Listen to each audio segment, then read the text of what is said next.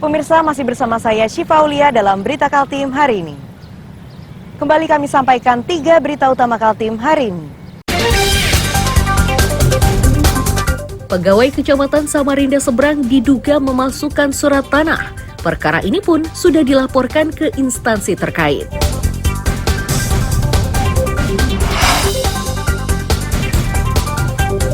Ibu kota negara Nusantara di Sepaku Penajam Pasir Utara kini dilengkapi mobil listrik sebagai alat transportasi.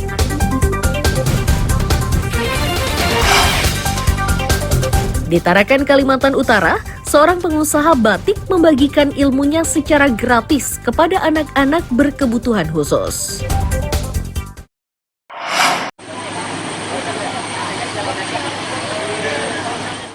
Minibus yang dipamerkan di IKN ini merupakan satu contoh mobil listrik yang akan digunakan di kawasan ibu kota negara Nusantara di Sepaku, Penajam Pasir Utara.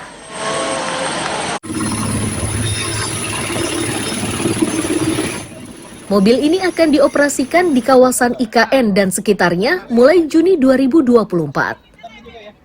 Jenis kendaraan yang akan disiapkan mulai dari bus angkutan Balikpapan IKN, taksi umum, dan kendaraan sewa.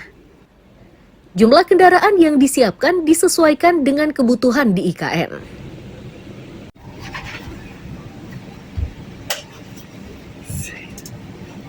Lihat-lihat Pak, ya ngecek-ngecek ya gitu. Hasil kontribusi yang kita lakukan di IKN yang rencananya akan dimulai di bulan Juli tahun 2024 untuk beroperasi. Di antaranya ada bus listrik ukuran menengah seperti yang ada di sini, lalu ada taksi listrik, ada kendaraan sewa listrik, dan juga tentunya kebutuhan shuttle bus antar kota dari Balikpapan ke IKN.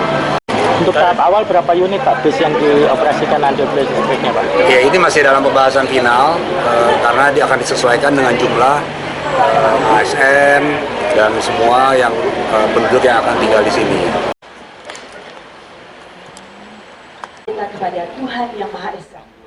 Presiden Joko Widodo menyatakan pengembangan transportasi publik berbasis listrik selaras dengan program pembangunan IKN yakni kawasan hijau.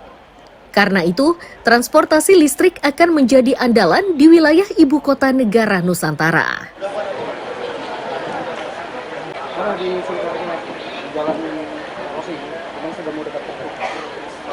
Transportasi ramah lingkungan ini akan mempercepat pengembangan sistem transportasi publik berbasis listrik di ibu kota Nusantara.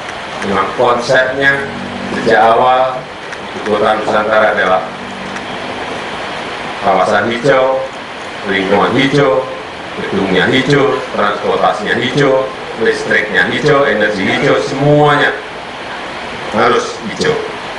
Bluebird Group juga akan melengkapi sarana pendukung yang dikelola secara terintegrasi dengan menggunakan teknologi pintar seperti penyediaan halte, park and ride, transfer point, depo, dan charging point. Usai meluncurkan kendaraan listrik, kegiatan Presiden di ibu kota negara diisi juga dengan kunjungan usaha mikro, kecil, dan menengah yang dikembangkan di ibu kota negara. Riani Mantini melaporkan dari Sepaku, Penajam Pasir Utara.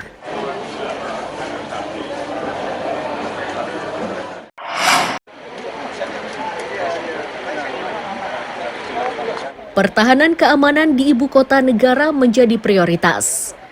Di tahap awal, tentara akan mendirikan Kodim tipe A dan berikutnya pembangunan satuan mulai dari Angkatan Laut, Udara, dan Darat.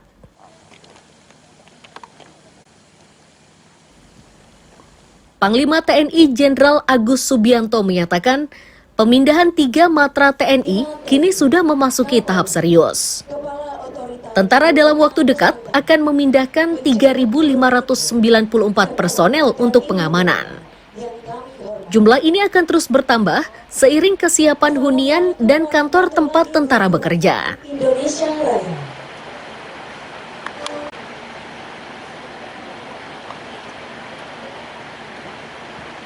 Dalam rangka menjaga keutuhan dan stabilitas keamanan IKN, masing-masing angkatan darat Angkatan Laut dan Angkatan Udara telah membuat konsep pertahanan.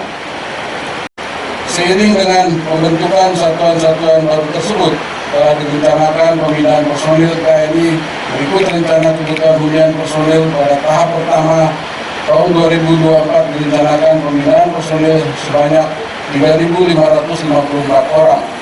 Yang rencana pembinaan akan disesuaikan dengan kesiapan bangunan hunian dan perkantoran.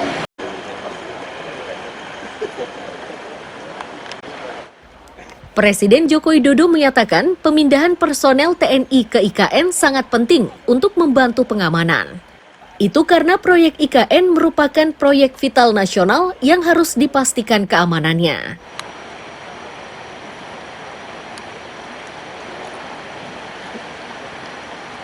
Agraria dan Tata Ruang.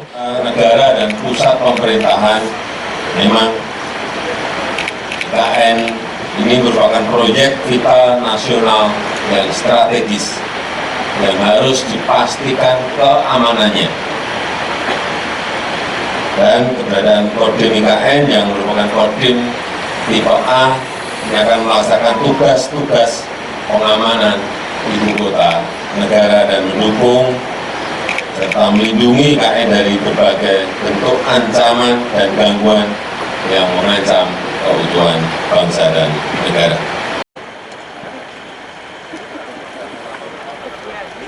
Pembangunan Kodim khusus IKN ini dimulai Januari 2024 dan diperkirakan selesai Agustus 2024. Kodim khusus ini akan membawahi beberapa kawasan dan dipimpin oleh perwira dengan pangkat kolonel. Riani Mantini melaporkan dari Ibu Kota Negara Nusantara.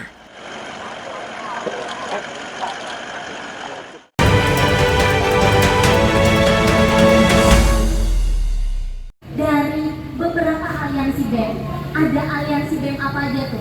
BEM UM. Secara bergantian, mahasiswa dari 3 perguruan tinggi di Kabupaten Berau menyampaikan aspirasi di hadapan rekan-rekannya. Ini mereka lakukan di Tribun Gor Pemuda Tanjung Redep saat menggelar panggung demokrasi menyambut pemilu 2024. Baik kawan-kawan. Ketua BEM Universitas Muhammadiyah menyatakan, ini kegiatan pertama yang mereka gelar. Tujuannya agar pesan moral yang disampaikan mahasiswa didengar oleh masyarakat. Para mahasiswa juga mengimbau masyarakat tidak terjebak politik praktis, termasuk menghalalkan segala cara agar bisa duduk di kursi DPRD. Oke, terima kasih kepada teman-teman. Oke.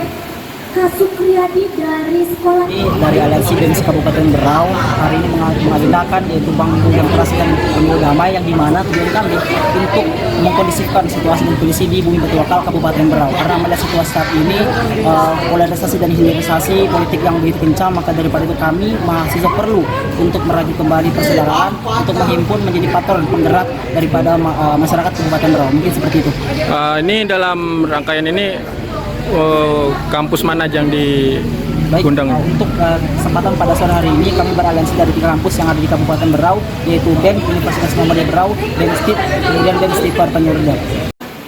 saya sangat tertarik kepada hashtag terakhir mahasiswa bahwa Puas menyampaikan aspirasinya, para mahasiswa mengakhirinya dengan membacakan deklarasi pemilu damai. Miko Gusti melaporkan dari Kabupaten Berau. Pada eksekutif mahasiswa agar menciptakan pemilu yang aman,